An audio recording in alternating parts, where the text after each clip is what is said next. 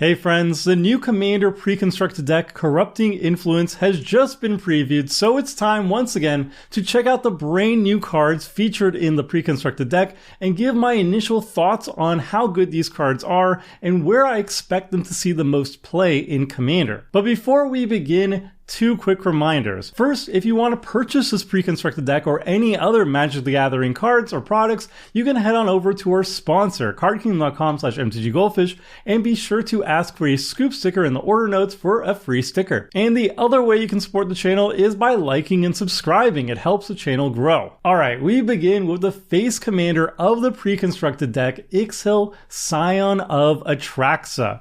This is an Abzan commander. It's 4 mana, 1 white, black, and green for a 2/5 legendary creature Phyrexian Angel with flying, vigilance, toxic 2. Toxic is a new set mechanic that says whenever this creature deals combat damage to a player, that player receives that number of poison counters. So Toxic 2 means whenever Oxhel deals combat damage to a player, that player also gets 2 poison counters. And Oxhel has another set keyword, Corrupted. At the beginning of your end step, each opponent who has 3 or more poison counters exiles the top card of their library face down. You may look at and play those cards for as long as they remain exiled, and you may spend mana as though it were mana of any color to cast those spells.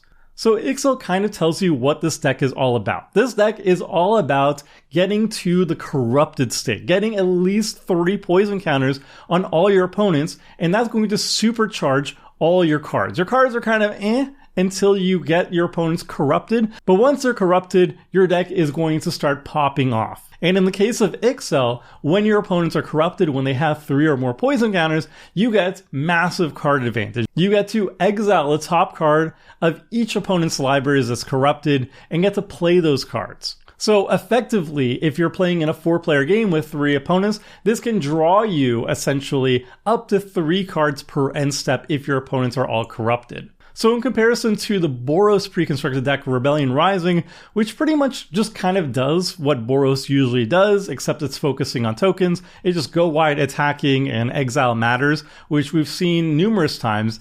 Oxhel and this pre-constructed deck actually is a unique take on the Abzan archetype. Abzan is always about counters mattering, which is usually +1/+1 counters, but never before have we seen a commander that actually cares specifically about poison counters, getting people corrupted, and kind of supercharging your cards that way. And the primary goal here isn't killing people with poison counters. That's a nice secondary plan to the deck, but the main plan is just to get people corrupted so that your cards start doing really powerful things like Oxhel here. Now, how do we get people corrupted as quickly as possible with Oxhel? Well, Oxhel herself is a 2/5 flyer, vigilance, so she's a great way at getting at least one person corrupted fairly quickly, just 2 hits.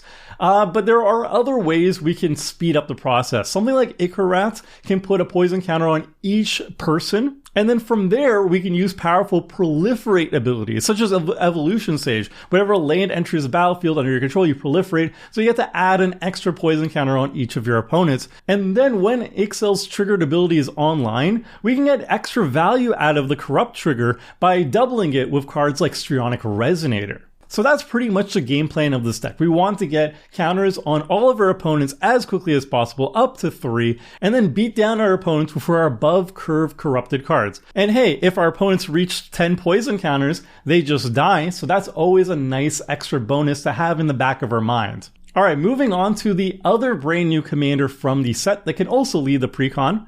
This is Vishgraz, the Doomhive. This is an Abzan, 5 mana Abzan, 3/3 legendary creature Phyrexian insect with menace and toxic 1. And when it enters the battlefield, create 3 1/1 colorless Phyrexian Might artifact creature tokens with toxic 1, and this creature can't block. Vishgraz gets +1/+1 for each poison counter your opponents have. So Vishgraz is an even faster, more efficient way of spreading all those poison counters to all our opponents. It itself is Toxic 1, and then it also provides 3 more Toxic 1 creatures onto the battlefield. So that's up to 4 poison counters that can be spread per combat just with Vishgraz alone. Now, the 1/1s and even the 3/3 with Menace aren't going to be that reliable to actually get in there and start poisoning opponents, so our deck should have multiple ways to grant evasion to our creatures. One way to do this is Champion of Lampholt. The champion grows very quickly, equal to the number of creatures we're putting on the battlefield, and then those creatures benefit from the evasion that the champion gives. And adding one poison counter per combat damage is fine, but we can double the efficacy here with a card like True Conviction, which gives all our creatures double strike and lifelink, and that means 2 instances of toxic, 2 instances of combat damage, so double the poison counters. And again, Proliferate is just going to be the most efficient way of, once we have a poison counter on our opponents, getting to the corrupted state or even killing them. So Evolution Sage is going to be a premier option for proliferating and getting that corrupted and then getting that kill eventually. Moving on, we have 8 other brand new cards. The first we're going to be talking about is Norn's Choirmaster. This is a white 5-mana 5/4 creature Phyrexian Angel with flying and first strike, and says whenever a commander you control enters the battlefield or attacks, proliferate.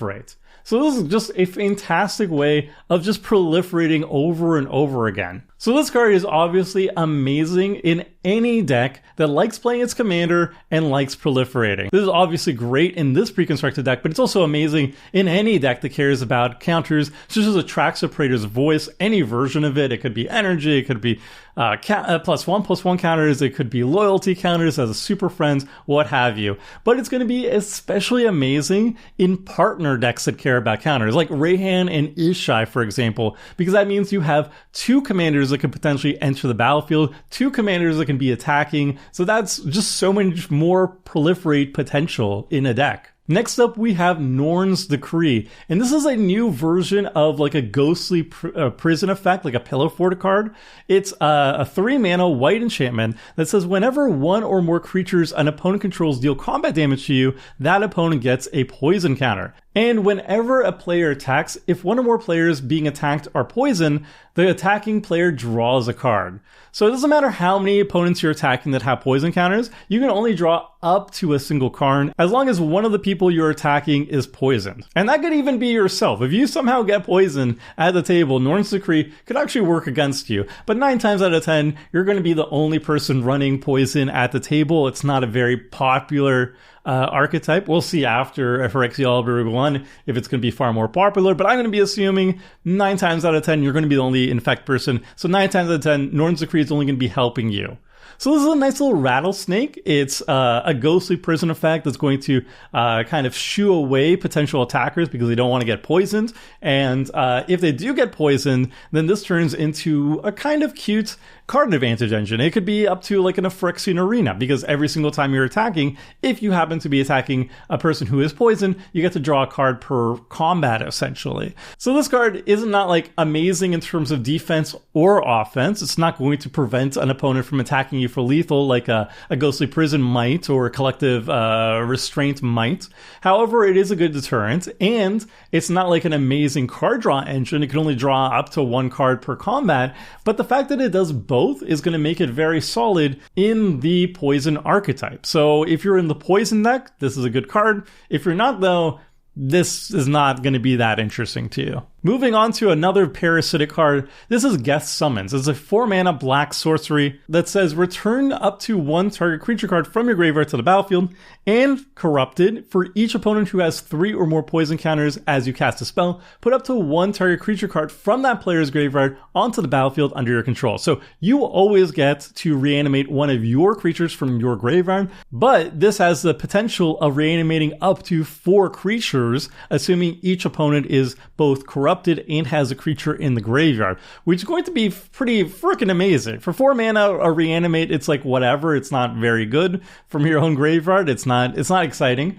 But the ceiling here in an infect deck is going to be very high and very tantalizing. So this is another instance of a card that is only great in the infect deck and not good anywhere else really. But in the infect deck, it's incredible. And then again, here is another card that is only good in the Infect deck. It's Phyresis Outbreak. It's a 3-mana black sorcery. Each opponent gets a poison counter. Then each creature your opponents control get -1/-1 until end of turn for each poison counter its controller has. So not only is this a great way to just start putting counters on all your opponents all at once, and then get that Proliferate engine, that Toxic engine going, get closer to Corrupted, but it's also a one-sided board wipe. If your opponents just have like 5 poison counters or so, it's going to kill pretty much all your opposing creatures for just 3 mana. The combination of both is going to make this one of the strongest cards in the pre-constructed deck in any Infect-style Toxic deck out there. It's really good, but just not playable anywhere else.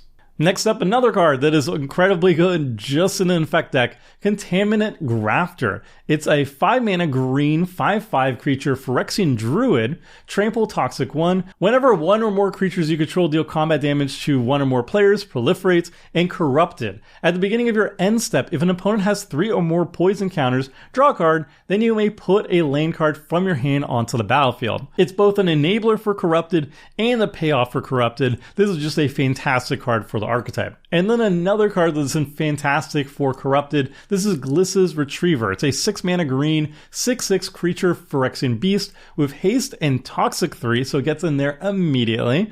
Glissa's Retriever can't be blocked by creatures with power 2 or less, so it's hard to just chump block this thing. And Corrupted. When Glissa's Retriever dies, exile it. When you do, return up to X target cards from your graveyard to your hand, where X is the number of opponents who have 3 or more poison counters. So again, in a 4-player game with 3 opponents, this can get up to 3 cards when it dies. And on the battlefield, it is a very scary, hasty, Toxic 3 threat that is hard to block, hard to manage. And then when it does die, it can get up to 3 cards back. That's what you want from a top end in your archetype. Next up, we have, I think this is my favorite card of the bunch. This is Wurmquake. This is a 6-mana green sorcery with Corrupted. It says create an XX green Phyrexian worm creature token with Trample and Toxic 1, where X is the amount of mana spent to cast a spell. Then for each opponent with 3 or more poison counters, you create another one of those tokens. And it has flashback of 8 and double green, so 10 mana total. So when you first cast this for 6 mana, you're making a 6/6 green Phyrexian worm creature token with Trample and Toxic 1. At the very least, a 6/6 with Toxic 1 and Trample.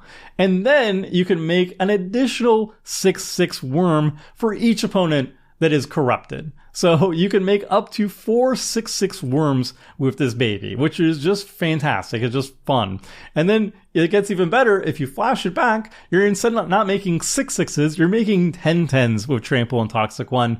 And that is just good value, my friends. That is just good, plain Timmy fun. And I am super excited to summon the worms. All right, but this might be actually the strongest card in the pre-constructed deck. This is Glistening Sphere. It's a 3-mana artifact.